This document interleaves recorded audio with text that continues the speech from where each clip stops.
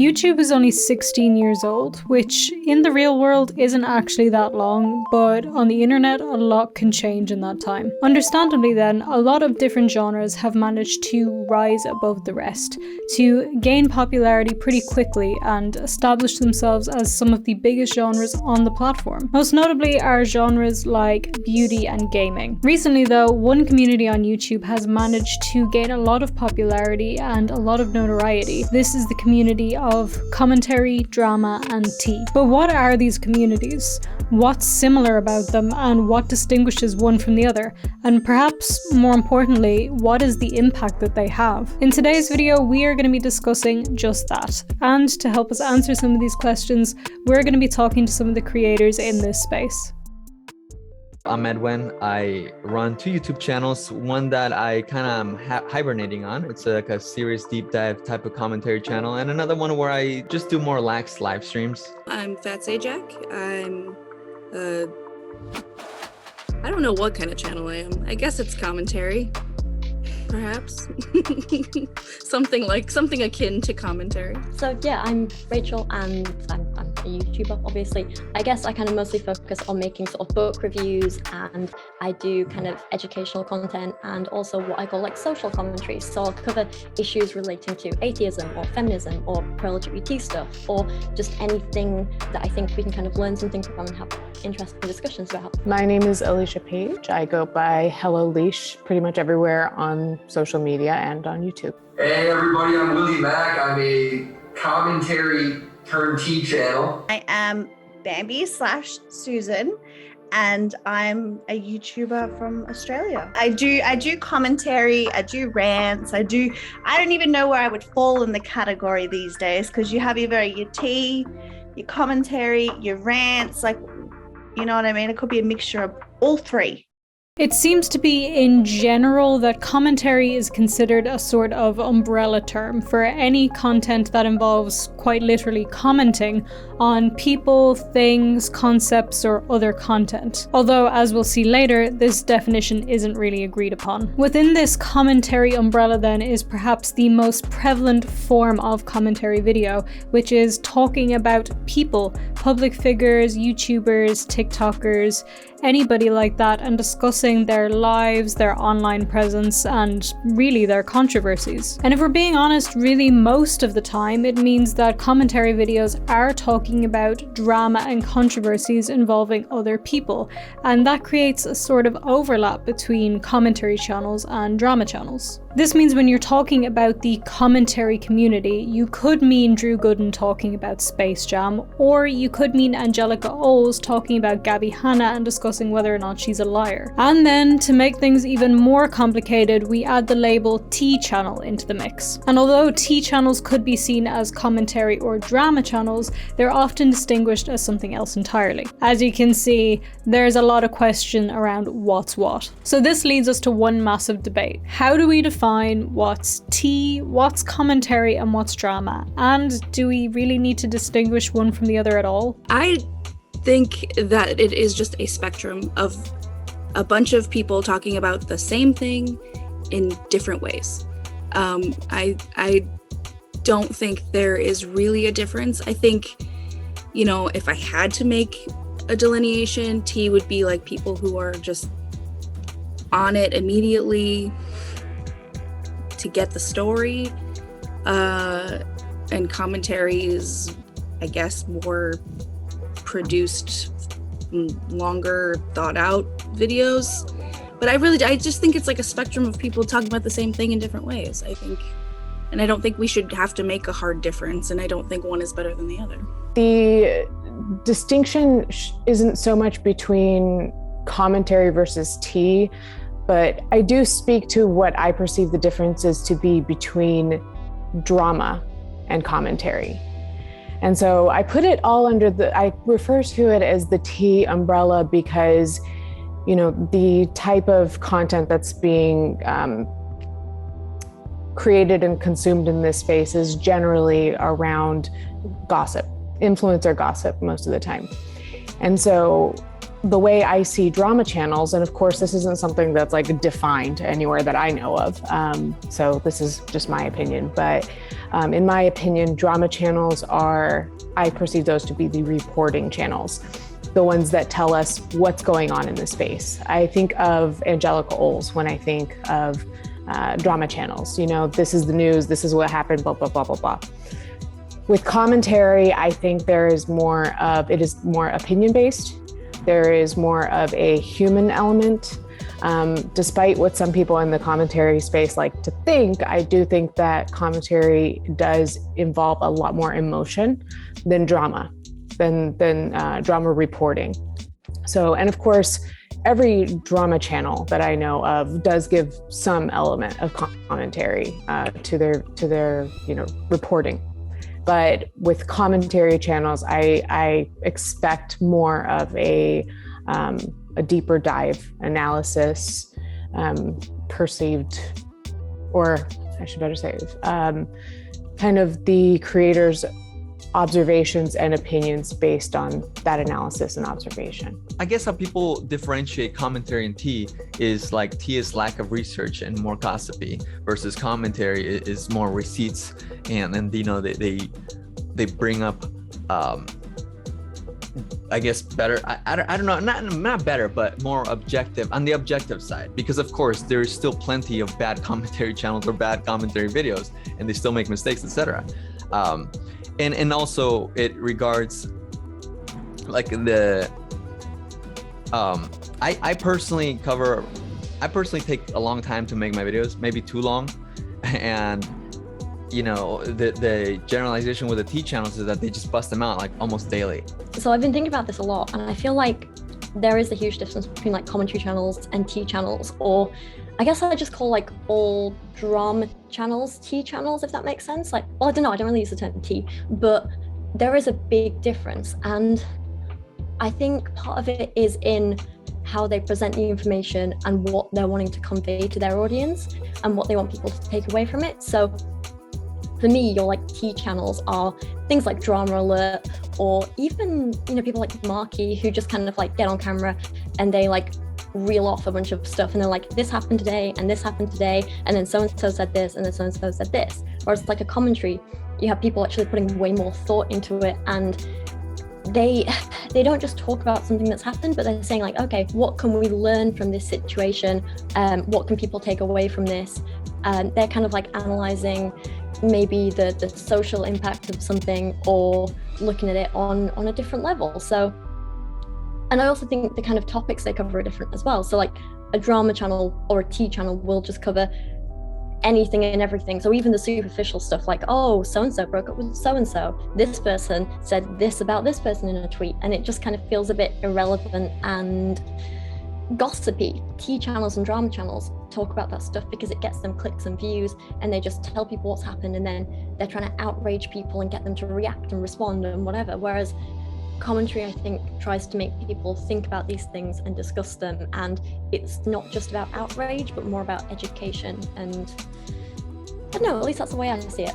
I mean, commentary and tea is pretty much the same thing, right? Because it's just about talking on the internet. Like if you're talking about other creators, I think that's been traditionally commentary to me, even though like I guess that's never been like fully defined. I view like tea more of the I guess it's more of like the makeup drama, like Gabby Penn and Jeffree Star side of things. Whereas commentary's been more traditionally like aligned with like Leafy and Keemstar, because those guys kind of invented, I wouldn't say invented, but like made that popular in 2016. If we look at how the community sees it, tea is bringing salacious stories to the forefront and making an entire 15-minute video about the most tiniest thing. You know, Gabby Hanna, Jeffree Star, that sort of stuff. I view that as tea personally. But I think that if you look at the commentary bros, they would consider all females to be T. This has been one of the biggest arguments in the discussion of commentary versus T. Are the distinctions that are being made about these two forms of content rooted in sexism and homophobia? Many creators who would consider themselves to be commentary channels are being labeled as T channels by some other creators, and then therefore those original creators, the commentary/T channels, are saying, hey, this label is only being given to women and LGBTQ people. Another point that I found really interesting is his insistence that I am a T channel. So is there any truth to this? Are some people only labeling women and LGBTQ creators as T, promoting the idea that commentary is a man's game? Or are all these disagreements based on the lack of definition or clarity around what these genres are and what sets them apart? I mean, I think it's no surprise that if you're talking about Gabby, like people that are interested in Gabby Hanna, that would be more, that would be women, that would be more LGBT creators than it would be guys, right? And if you're talking about Leafy, I mean, it makes sense that that's more like high school boys, right? It's like high school boy locker room toilet humor. So no, I think there's girls that do commentary, and there's guys that cover more T channel related topics. I'm certainly one of them. I did not know anybody's sexual orientation in the clips I showed. I literally just looked up Gabby Hanna. I guess recently, commentary channels began to have a go at T channels, and so they began getting offended and having insinuations that, oh, it's a sexist thing, which I see it as one of those things that T channels are generally more in the female side or LGBT. They cover, because the kind of topics that they cover, like makeup and stuff. Whereas commentary, well, I don't know what do they cover? Guy stuff. I don't know. I don't personally ever really go by labels. I remember when I learned about the whole label thing, I was like, okay, cool, there's a label for it. Because I think it's the whole community aspect that really brings people to some sort of defense or offense on the whole labeling, because who cares? So clearly the confusion is not just amongst viewers of commentary, drama, and T. The people in this space also can't really seem to agree on what's what. But if we're to take the majority opinion and summarize it, it seems like commentary is being seen as the umbrella term for commenting on things, whereas T is being seen as something that's more gossipy, more based on getting videos out quickly and showing receipts, just telling you the facts of everything, not adding opinions or comments. And then within both of those, you can have drama. Commentary channels can make commentary on drama, and T channels pretty much predominantly cover drama. This is not a hard and fast rule of what's what, but it seems to be the majority opinion. So now that we have some vague definitions, can we now determine whether this kind of content is problematic, or if one type is potentially more problematic than the other? Clearly there is a lot of debate going on as to whether this type of content is okay at all, and a lot of people would say no, it's not. Still, there are a lot more people who would say that commenting on the content that other people choose to share online isn't inherently a bad thing. But issues can definitely arise in the way that drama, gossip, and commentary is discussed on YouTube. I think that T can be problematic in itself. I think that it can skew a small thing into a bigger thing. We know the big story that happened with Bianca Devins. The whole article next to it was about that girl, and she just looks at the picture, doesn't read the caption, or she does, she just doesn't care. All these drama channels that are using Bianca for clout, it's absolutely ridiculous, because that's all you're doing. We are offended about, and you guys also shouldn't be. Very small things can become very salacious very, very quickly. Repzilla, for instance, did a video on Rob Gallagher, or whatever his name was, making it seem as though he was a predator because he was having inappropriate text messages with co-workers. You see how that gets twisted to make it more salacious than what it needs to be. Where we have commentary, where people go to, for example, Shani for Christ.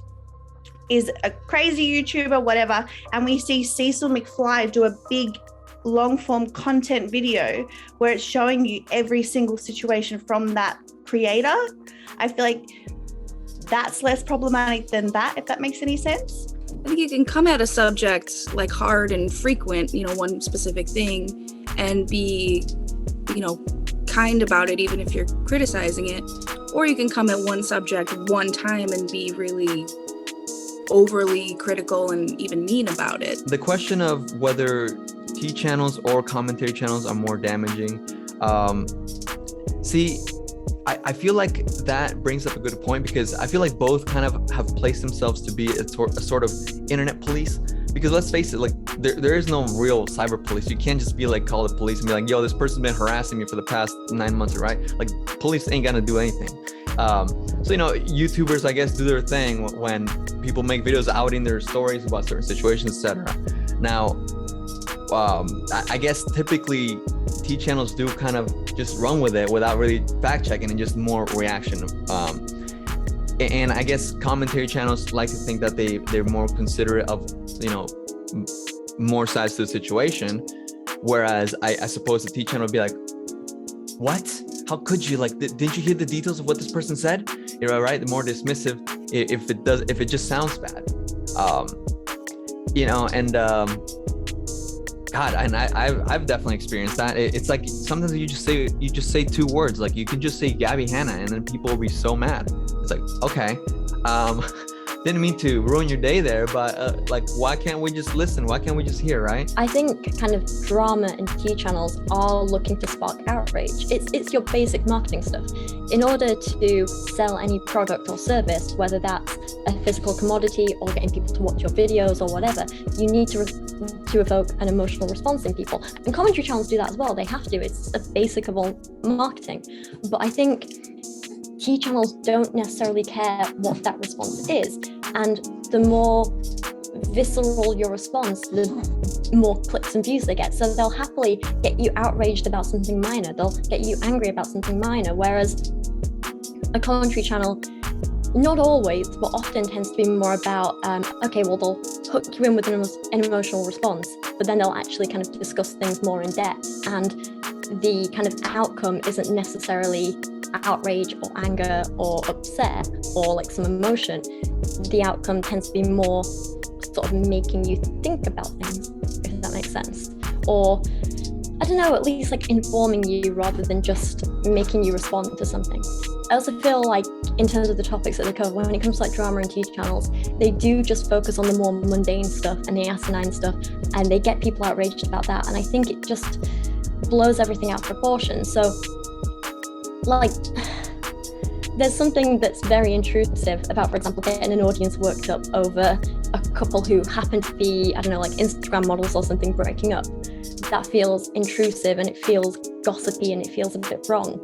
Whereas if you have a commentary channel talking about, for example, a domestic incident that happened amongst influencers or whatever, that feels different, that feels important. I don't think that there's necessarily, of course, I'm sure studies can be done, but I don't necessarily see one being more, or between drama channels and commentary channels, one being more harmful than the other. I think that's up to each individual creator and the type of content they're putting out. There is potential, I think, for destruction and damage, or whatever you want to call it, when you are bringing in your opinion. So in that regard, commentary may be more, I guess, dangerous in a sense than other forms of reporting or, analysis. However, I do think that those within the commentary space typically want to, I think in order to do so ethically, you want to make sure that you're fair in the analysis that you're giving, and not contributing, or to a minimal degree contributing to any sort of harm, dogpiling, or anything of that nature. That said, I do think that those of us that participate in this side of YouTube, or this side of the internet, the under the T umbrella is what I refer to it as. I do think that those of us who engage in it, whether that be content creators or the audience, I do think that there is a lot of potential for harm and destruction, just talking about people's lives the way we do. If this is the case, and all videos in these genres have the potential to cause harm, what are some examples of this? After all, as the popularity of these kinds of videos continue to skyrocket on YouTube, so does the number of people saying that these videos are dangerous. So what are the dangers? One example is the potential correlation between outrage sparked by drama videos and cancel culture. Canceling, also known as cancel culture, formerly known as call-out culture. In today's culture, just a simple social media post from years ago can prevent you from getting a job. Canceling is online shaming, vilifying, and ostracizing of prominent members of a community by other members of that community. Dictionary.com defines cancel culture as the following. Cancel culture refers to the popular practice of withdrawing support for cancelling public figures and companies after they have done or said something considered objectionable or offensive. Cancel culture is generally discussed as being performed on social media in the form of group shaming. But many feel that this definition does not go deep enough. When someone is cancelled, it can seem like the entirety of the internet turns on that person, costing them job opportunities, friends, fans, and even causing mental harm to them. This in itself is something that divides opinion, as many say that cancel culture is actually a good thing because we should be holding creators accountable, while others say that we don't have the right to cancel somebody, and that a lot of the time the reasons for doing so aren't really a big enough deal to warrant so much hate. Either way though, most people would agree that commentary, tea, and drama videos are some of the biggest driving forces behind cancel culture. I think it could be harmful in the way that it's delivered and you get this big long sense of every single thing someone's done wrong, and then there's a cancel party. That's where it could be problematic. I have not engaged in various communities on YouTube. So sometimes I'll hear about how toxic and dramatic other communities are, and I'm just like, what? Of course I hear about it in the true crime community. I've heard, I hear about it in the PetTube community. And even more recently, somebody told me about drama and toxicity going on in terms of like cancellations and stuff like that within the knitting community. So yeah, so I haven't engaged in those spaces, so that's all conceptual to me. But I do think that there's a potential for cancel culture to exist in any of these spaces, and I do think it's amplified in the space that we occupy. And I do think that we've got a lot, when you're dealing with opinions and analyzing human behavior, you are bringing in a lot of personal opinions, politics, philosophy, things like that. And I do think that there is a large propensity to fight on the internet, to want to fight, to call it accountability. I sometimes like to find the in between cancel culture and accountability culture. I've also heard it referred to as call out culture, which may be a little bit more, I think, appealing to people on various ends of that spectrum. But I do think that the internet kind of amplifies freedom of speech for our more disdainful or angry opinions, which I'm not against. I'm all for freedom of speech, but I do think that the anonymity aspect of the internet kind of, especially when paired with being in a group or, kind of mob mentality is how it's referred. But I think that, I think it's easy to fall into the trap of dogpiling, especially when somebody falls out of public favor. And I don't think that that's always due to defects in character. And I think actually to give an example, the first person that comes to mind is Belle Aubrey. We know that she's kind of going through a cancellation moment. And while I've agreed with the criticism offered to her by the few creators that I've watched you, I watched petty page, and I believe I watched either Willie Mack Show's video or like a breakdown of it. And I agree with almost all of the criticism offered to Belle, but I also see kind of the level of vitriol going on and the cancellation in and of itself and the dogpiling. And I think that that is disproportionate with any defect of character. I don't think that this is a lack of character on Belle's part, if that makes sense. Cancellation aside, a similar problem which can arise from drama videos, if they're not handled carefully, is the potential to villainize certain creators. This makes it so that people may vehemently hate certain creators, whether they really know why or not, all because of the outrage that has been sparked. They're just literally names within the YouTube sphere that will piss people off. And why is that? I do think it's because of the T-channel circle jerk, where they just like say names and attach so much negative connotation that people either forget exactly why or don't know exactly the details of why they feel so angry. I mean, you look up these names, Eugenia, Gabby Hanna, and like all the videos are all just so negative, right? And I get it. There's reasons to call people out. I make videos calling people out, but like it gets to a point where you look back and, as a creator, I'm talking about specific creators, right? Like you just made over a dozen videos on one person. I don't think I've done that personally. And you know, if like I've made probably a good chunk of videos on, you know, like the group The Antwoord, and but those were separated like throughout time. Still, like some people just go. I think that's what can be damaging. But is that to say that all commentary and drama-related videos will spark the same outrage and cancellation? Not necessarily. Some would say that this is only the case because creators within the commentary space go unchecked.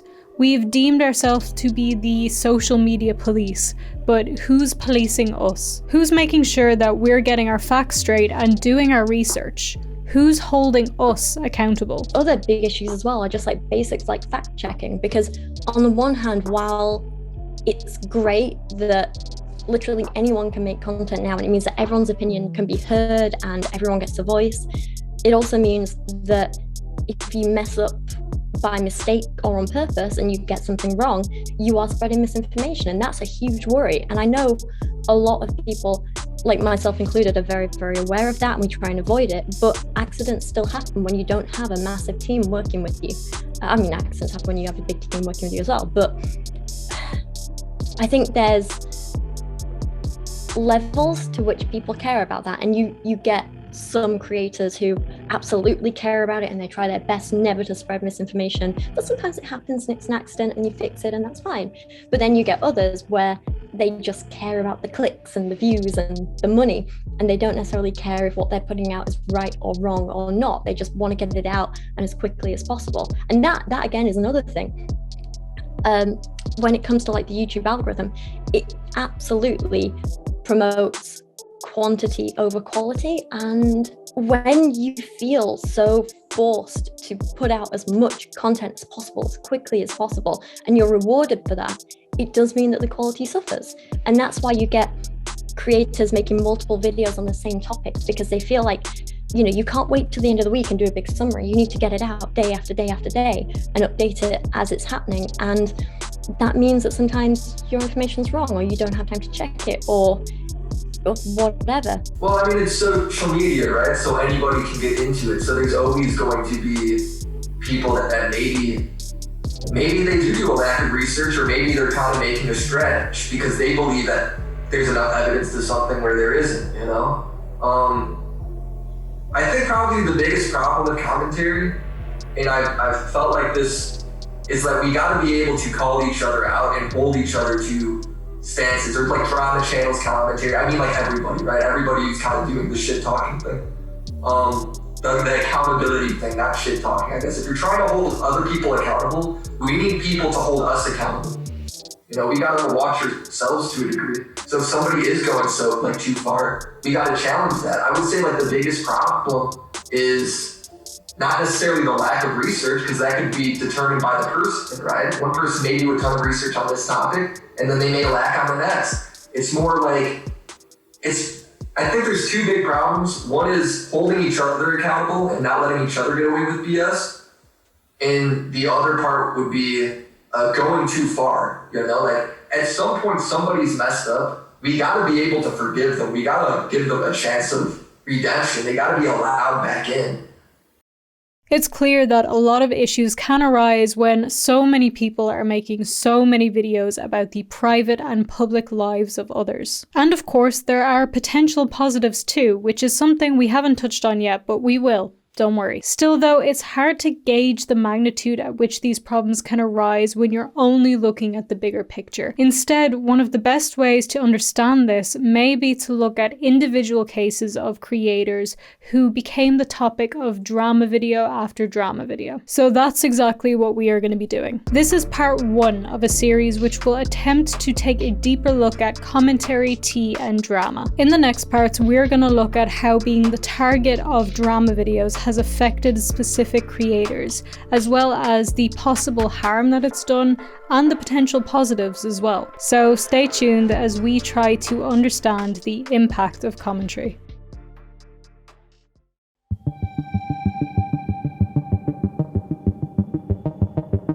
Are able to say and do anything about her, and just because you don't like her, people are willing to believe it. In support of the petition to deplatform Eugenia Cooney. How are you so nice? Eugenia Cooney is not a nice person. We can't do anything just by yelling at her through our videos. It's not going to happen. It's not going to work. You are a disgusting human being. How many videos can you make on a person before concern becomes exploitation? Everyone just comes to my streams like, what are we to attack me lately, okay?